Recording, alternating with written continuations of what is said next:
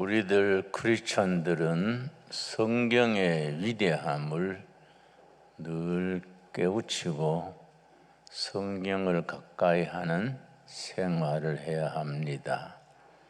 내가 미국에 가서 미국 교인들 앞에 설교한 적이 있습니다. 내가 그래서 미국 교인들을 좀 나무랬습니다. 그 사람들은 교회에 올 때 성경을 가지지 않고 빈몸으로 와서 의자 앞에 성경 찬송이 다 배치되어 있어요. 그래서 예배 시간에 앞에 꽂힌 성경을 펴서 읽고 예배 마친 뒤에 그냥 가는 걸 보고 내가 뭐라 했습니다. 여러분, 신앙생활 그래 하는 게 아닙니다. 성경을 늘 가지고 다니셔야 됩니다. 성경이 얼마나 위대한 책이고 살아계신 하나님의 살아있는 말씀인 것을 늘 마음에 새겨야 합니다. 내가 그렇게 일러줬습니다. 성경이 쓰여진 데 1500년이 걸렸습니다. 전 세계 많고 많은 책 중에 1500년 걸려서 쓰여진 책이 있을 수가 없지요. 창세기에서 요한계시록까지 쓰여지는데 장장 1500년. 우리 역사로 비유해서 말하자면은 신라 1000년 중에 중간 500년, 후반부 500년, 고려시대 400년, 조선조 500년, 1400년이지요. 또 현대사 100년, 합쳐서 1500년입니다. 성경이 쓰여진 세월로 말하자면은 우리 역사에 비추면은 신라 중기 화랑도들이 활약하던 때로부터 현대에 이르기까지 장장 1500년의 긴 세월에 완성된 성경이기 때문에 성경에는 인간의 고뇌와 좌절과 한과 눈물, 감격과 감동, 거기서 오는 영감, 거기서 오는 창의력, 영적 비전 가득 차 있는 성책이기 때문에 성경의 위대한 것을 우리가 늘 인식을 해야 됩니다. 성경은 역사를 만드는 책이고 역사를 변화시키는 책입니다. History Making Book, History Changing Book 그렇게 말합니다. 인류 역사의 성경은 수차례 인류 역사를 변화시키고 인간의 영혼을 깨우치고 백성들이 미래를 향하여 전진할 수 있는 영적인 에너지를 성경이 공급했습니다. 창세기 41장 요셉의 얘기가 나옵니다. 창세기 41장 50절 말씀에 나는 이런 말씀 읽으면은 참 주먹에 힘이 오고 이런 위대한 성경이 우리 삶 속에서 우리 역사 속에서 한번 빛을 발하는 일에 쓰임 받아야지 그런 생각을 하곤 합니다. 창세기 41장 50절입니다. 흉년이 들기 전에 요셉에게 두 아들이 나되 곧 온 제사장 보디베라의 딸 아스낫이 그에게 낳은지라. 여러분, 요셉의 삶을 우리가 주목해야 됩니다.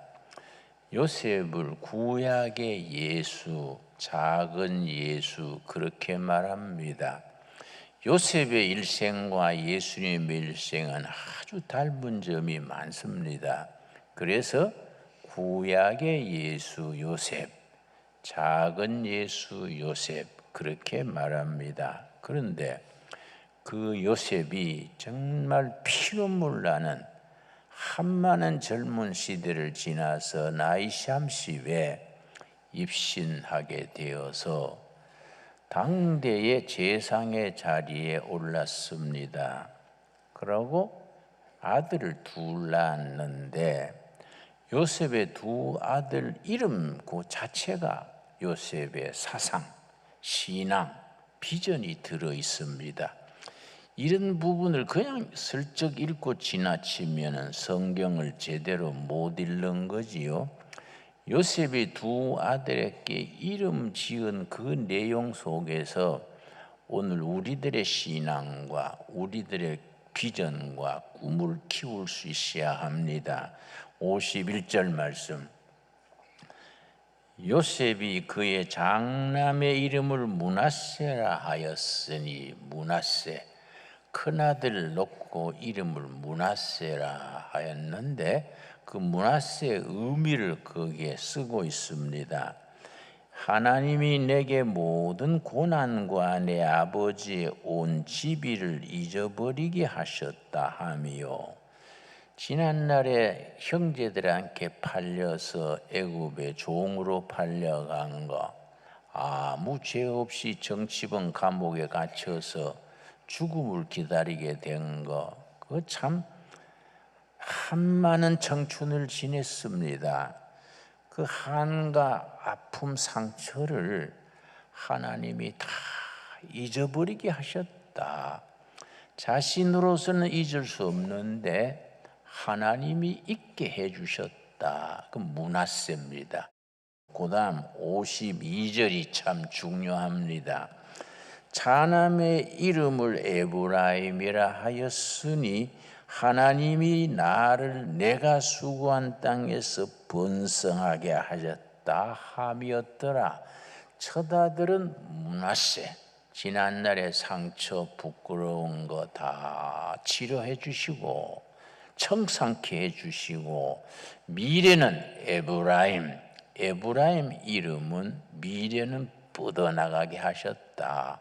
미래 번영합니다. 그래서 큰아들 므낫세는 과거 청산, 둘째 아들 에브라임은 미래 번영. 근데 성경을 여러분 깊이 읽어야 되는 것이 므낫세가 과거 청산이고 에브라임이 미래 번영인데, 성경 중간쯤 시편쯤 오면은 이름이 바뀌어서 나옵니다.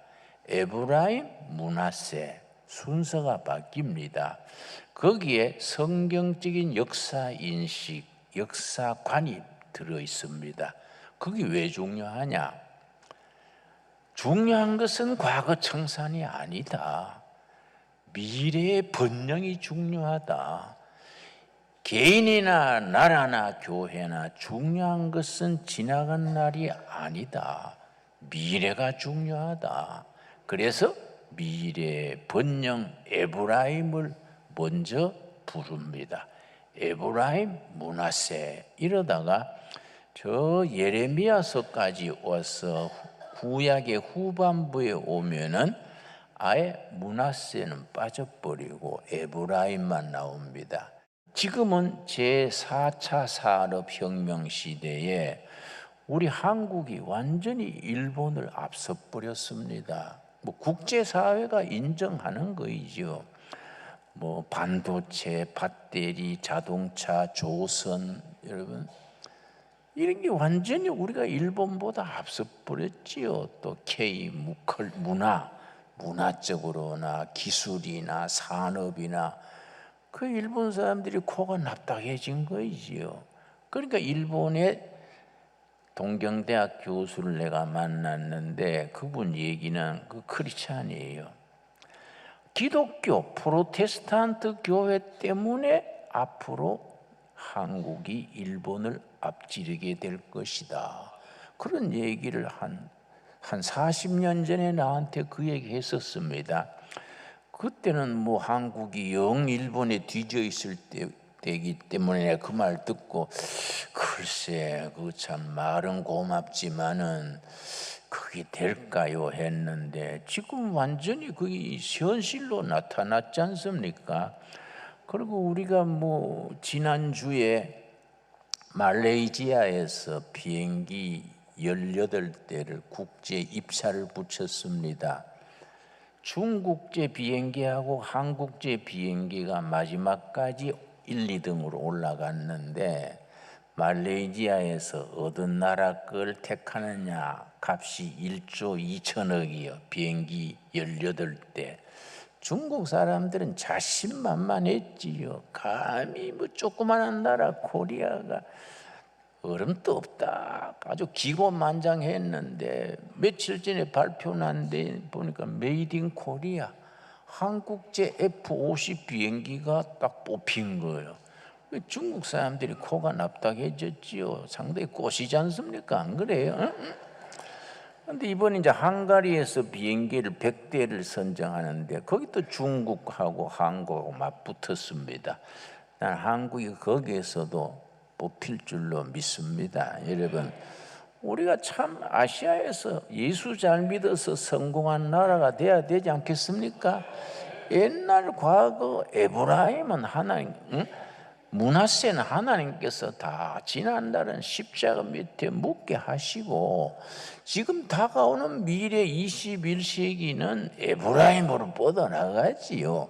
번영하는 한국으로 세계에 깃발 올리는 태극기와 십자가 깃발을 들고 나가야 안 되겠습니까?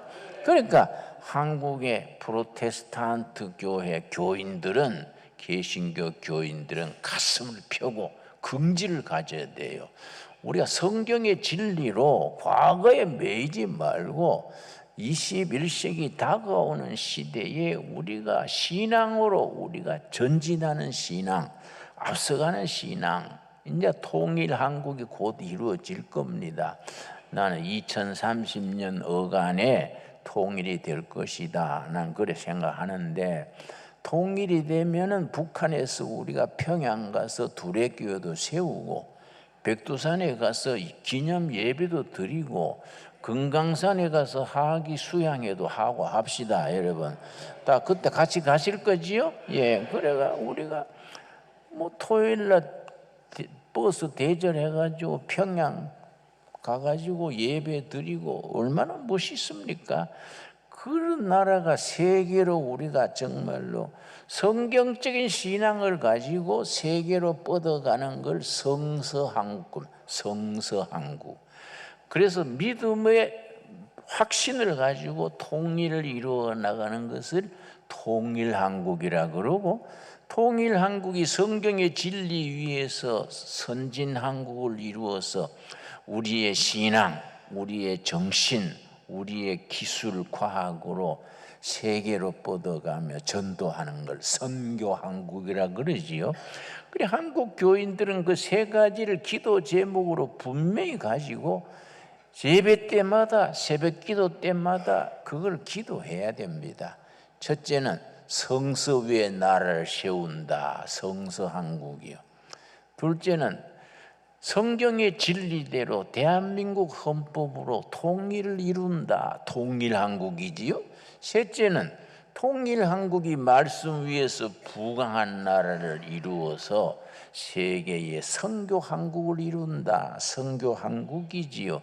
얼마나 참 멋있습니까? 오늘 본문 말씀 빌립보서 3장 우리 다 같이 찾겠습니다. 빌립보서 3장 12절에서 14절까지 이 말씀 참 귀한 말씀입니다. 이런 말씀 읽으면요 우리가 주먹에 힘이 오고 가슴이 뿌듯해지고 아주 가슴이 뜨거워져야 됩니다. 그렇게 감동과 생생한 감격이 있는 신앙생활을 해야 예수 믿는 게 무엇이 있는 거 아니겠습니까? 자, 빌립보 3장 12절 찾았습니까? 내가 이미 얻었다 함도 아니요 온전히 이루었다 함도 아니라 오직 내가 그리스도 예수께 잡힌 바 된 그것을 잡으려고 달려가노라. 미래를 향해서 달려가는 신앙, 전진하는 신앙, 앞을 바라보고 나아가는 신앙입니다. 13절 형제들아 믿음의 동지들아 그 뜻이지요. 나는 아직 내가 잡은 줄로 여기지 아니하고 오직 한 일 즉 뒤에 있는 것은 잊어버리고, 여러분 지난날에 못났던 거, 실수했던 거, 부끄러웠던 거 잊어버립시다. 하나님께서 다 문화세로 다 덮어주신 줄로 믿습니다. 지난날은 잊어버리고 앞에 있는 것을 잡으렸고, 지난 과거는 십자가 밑에 내려놓고 미래를 향해서 전진한다는 거지요. 나는 30살에 목회를 시작했는데 혼자서 뭐 당회장도 안 계시고 장로님들도 없고 빈민촌에 혼자서 뭐 넉마주의, 껌파리, 뭐 닭광장사 이런 사람들 데리고 목회하느라고 뭐 엉망했죠. 엎치락 뒤치락 제대로 못했지요. 한 분은 성찬 예식을 하는데 참 엉터리인 것이, 야 이거 포도주를 먼저 돌리나 떡을 먼저 돌리나 잊어버렸어요. 이럴 때는 상식적으로 해야 된다. 떡 먹기 전에 먼저 맞서야 안 취할 거 아니냐. 그래서 이제 내가 예수님도 상식을 존중하셨으니까 포도주를 먼저 돌려서 목을 축이고 떡을 돌려야겠지. 그리고 이제 포도주를 먼저 돌리고 떡을 돌렸는데 예배 마친 뒤에 보니까 거꾸로 했어요. 그래서 내가 이거 참 엉터리다. 그리고 같이 잔을 돌린 우리 장로님들한테 그랬어요. 내가 깜빡해서 거꾸로 했는데 장로님들은 왜 가만히 있었어요? 그러니까 우리는 또 뭐 새로 나온 법인 줄 알았지요. 그래서 내가 이거 참 한심하다. 그렇게 했어. 그게 자동차 헛바퀴 돌리듯이 그런 엉뚱한 것만 했지요. 그런데 철이 들고 보니까 80이네. 이야 이거 일 곤란하다. 이거 연습하다가 끝나면 되겠습니까? 내 인생도 중요한데 어떻게 연습하다가 끝냅니까? 그래서 내가 기도하는 중에 좋은 생각을 했습니다. 무슨 생각이냐? 젊을 때 시원찮이 했으니까 방법은 한 가지다. 뒤로 느리자. 뒤로 90 넘어 살면서 나머지 일 잘하자. 좋은 생각 아닙니까? 반대 없지요? 반대 없지요? 예? 젊을 때 잘못했으니까 나이 들어 잘하면 그게 보충이 되는 거 아닙니까? 그래야 하늘나라 가가지고 예수님이 나한테 김진웅 너는 연습만 하다 왔냐? 그러면 얼마나 부끄럽겠습니까? 예수님이 그랬으면 내가 초반 중반에는 실수했지만 뒤에 잘했지 않습니까? 그러면 예수님이 그건 그래 어서 와 환영받아야 안 되겠습니까? 우리가 예수 믿는 게 그렇게 지난날은 덮어버리고 미래의 표대를 향하여, 그게 14절이죠. 14절 말씀 빌립보서 3장 14절 표대를 향하여 미래를 향하여 미래의 비전을 향하여 그리스도 예수 안에서 하나님이 위에서 부르신 부름의 상을 위하여 달려가노라. 여러분들 아멘 하시지요?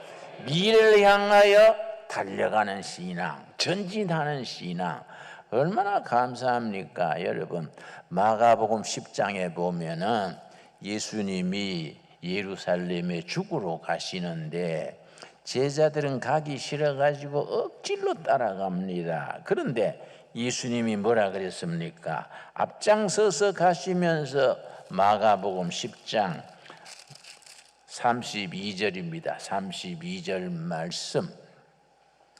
예루살렘으로 올라가는 길에 예수께서 그들 앞에 서서 가시는데, 예수님이 사역하는 3년 동안 예루살렘에 2번 올라가셨습니다. 2번 다 6월절에 가셨는데 지금은 2번째 가실 때요. 지금 죽으러 가시는 길입니다. 제자들은 가기 싫어가지고 뒤에 쳐져서 억지로 따라오는데 예수님이 앞장서서 가시는 거예요. 여러분 우리 신앙생활은 다른 거 아닙니다. 역경에도 실패에도 어떤 처지에서도 앞서가시는 예수님을 바라보고 따라가는 거이지요. 앞서가시는 예수님, 예수께서 예루살렘으로 올라가는 길에 예수께서 앞에 서서 가시는데, 여러분 이 시간 우리 앞장서서 가시는 예수님을 온몸으로 만날 수 있게 되기 바랍니다. 우리 영의 눈이 열려서 우리 시련과 좌절, 여러분 그동안의 경제가 얼마나 어려워졌습니까? 코로나 때문에 얼마나 고생들 했습니까? 그래서 가게 문 닫는 사람도 있고 직장에서 그만둬야 되는 사람도 있고, 우리 서민들이요, 이 불경기가 오면은 부자 되어 있는 걸로 먹고 살면 되지요. 우리 서민들이 힘들지요. 이럴 때 우리가 좌절하지 말고 낙심하지 말고 어떤 처지에서도 앞장서서 가시는 예수님, 예루살렘으로 올라가는 길에 앞장서서 가시는 예수님, 우리의 주님, 우리의 주인 되시는 예수님을 바라보고 전진하는 우리들이 될 수 있게 되기 바랍니다.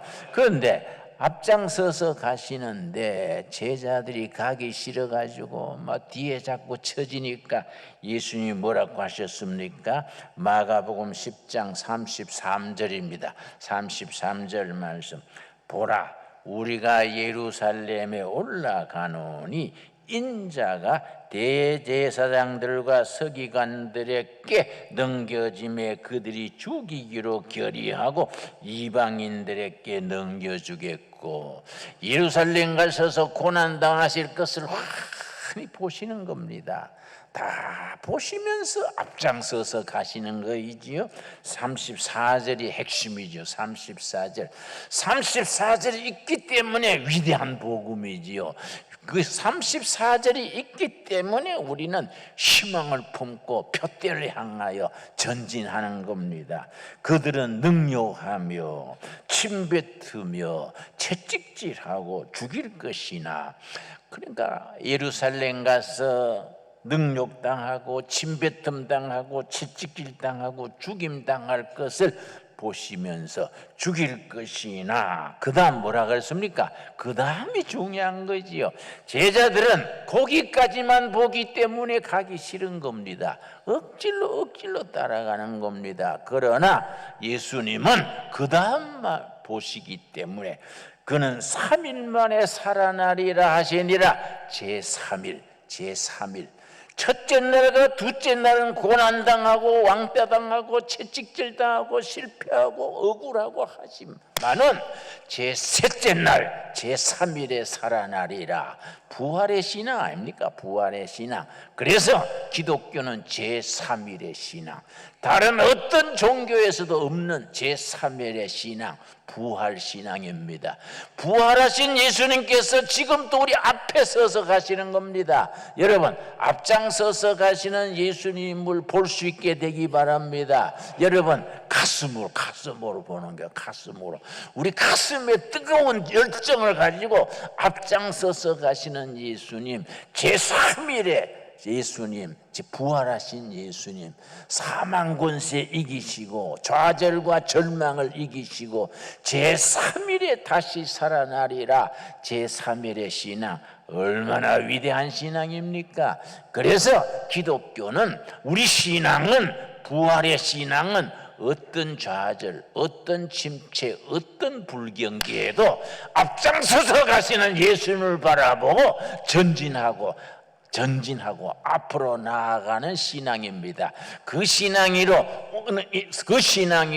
제3일의 신앙으로, 부활의 신앙으로 오늘도 내일도 힘껏 전진하는 우리들의 신앙이 되어질 수 있게 되기 바랍니다.